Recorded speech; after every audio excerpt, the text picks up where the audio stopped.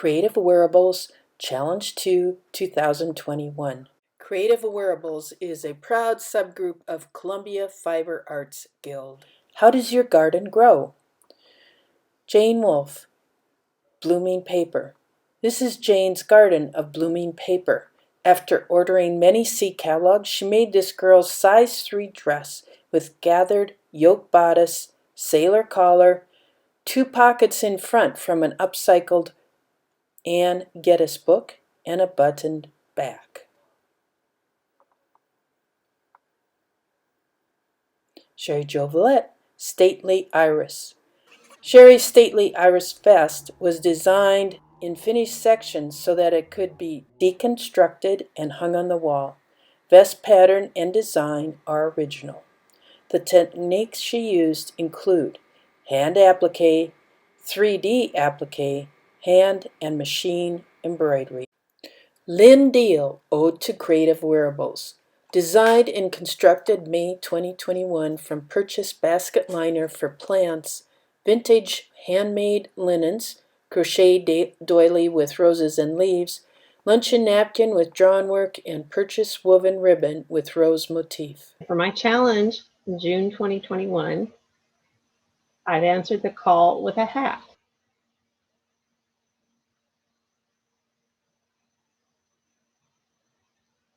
You'll notice that the form is a basket liner for plants that I've inverted and shaped according to help from Christina's class this past month. And the hat band is a ribbon I've had for years.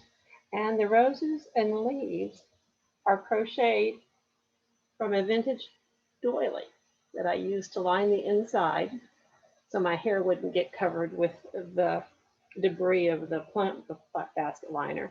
And I've also added a vintage drawn work napkin to create the image of a fluttering butterfly. So this is my hat. I call it Ode to Creative Wearables, or I have friends in creative places.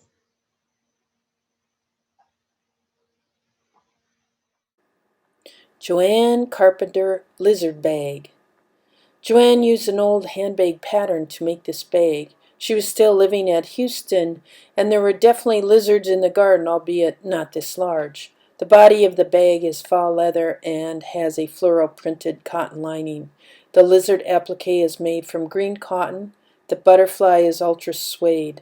She added silk flowers and leaves to the green yarn vine. The bag is meant to be worn cross-body. The zipper in the front center of the bag makes the contents easily accessible when wearing. Kathy Powell, Sunflowers, Poppies, Zinnias. Kathy had a whole other idea when this began, but when digging into her stash, this bit of sunlight popped out. She had no idea when or where this jewel of fabric became hers, but it sure shouted garden.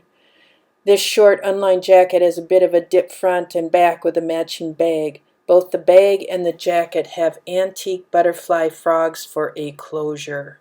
Kathy McCarty, Flower Garden Jacket. This coat was made from fabric purchased several years ago with the vague idea of making a jacket.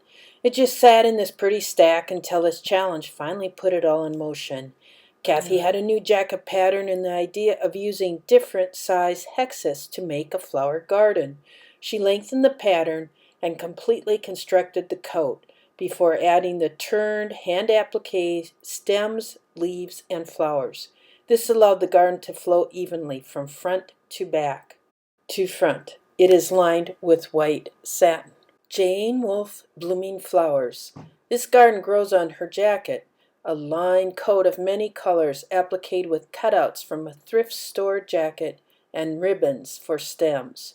It has pockets in the front, both on the outside and in the blue cotton lining.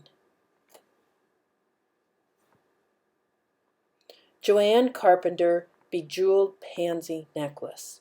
The necklace is made from knitted I-cord ribbon, ribbon flowers, and leaf, felt pansy, beads, and silver chain.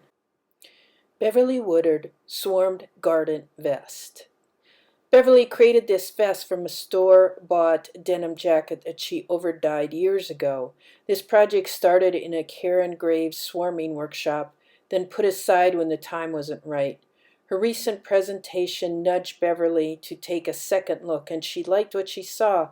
Imagining it as a vest allowed her to remove the sleeves, and wow, she did some hand stitching to accent the flowers on the back. Joyce Kelly, Two Funky Shawls.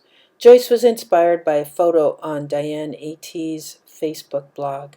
So she dug out all of the yarn she had been collecting for about 30 years and discovered enough to knit a funky shawl.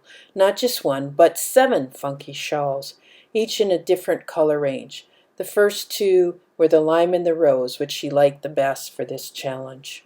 Eleanor Peace Bailey, Hat and Necklace. Eleanor's friend Bonnie Hoover, founder of the Flying Phoebes, the cloth doll club in Hayward, California, of which she is an honorary member, gave her a necklace. Bonnie's specialty is cloth embellishments, but the necklace she made never hung well. It slipped this way and that. It was just too big, so Eleanor repurposed the elements of the necklace and put it on one of her hats and took the remaining pieces and made a similar necklace. This helped her to make her wardrobe garden grow.